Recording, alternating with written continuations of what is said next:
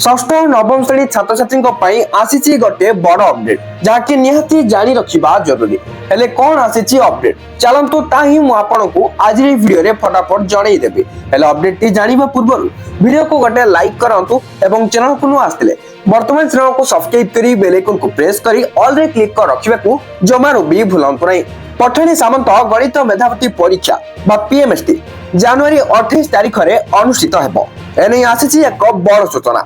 षष्ठ श्रेणी छात्र छात्री पीएमएसटी 1 और नवम श्रेणी छात्र छात्री स्तर में पीएमएसटी 2 उक्त दुईटी जाक परीक्षा गोटे सिटिंग रे हेबो बोली माध्यमिक शिक्षा परिषद बोर्ड पक्षरु सूचना दिया जायछि। पूर्वाह्न 10 टारू अपराह्न गोटाए जाए एही परीक्षा अनुष्ठित हेबो। गणित मेधावी परीक्षा पई इच्छुक छात्र छात्री मध्यरु षष्ठ श्रेणी विद्यार्थी माने ब्लॉक शिक्षा अधिकारी जरिया माने बीओ जरिया आवेदन करिथिबा बेले नवम श्रेणी छात्र छात्री माने विद्यालय स्तर में प्रधान शिक्षक माध्यम आवेदन करिसंती। तो जो माने पीएमएसटी एग्जाम देबा पई अप्लाई करिथिले तो फाइनली एबे डेट आसी सारिछि। तो 28 तारिख रे हेबाकू जाउची पीएमएसटी एग्जाम।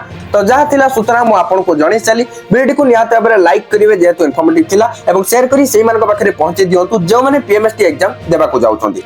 तो पुणी देखाबा गोटे नुवा वीडियो रे सेति पर्यंत चैनल सहित कनेक्ट थांतु। Thank you for watching.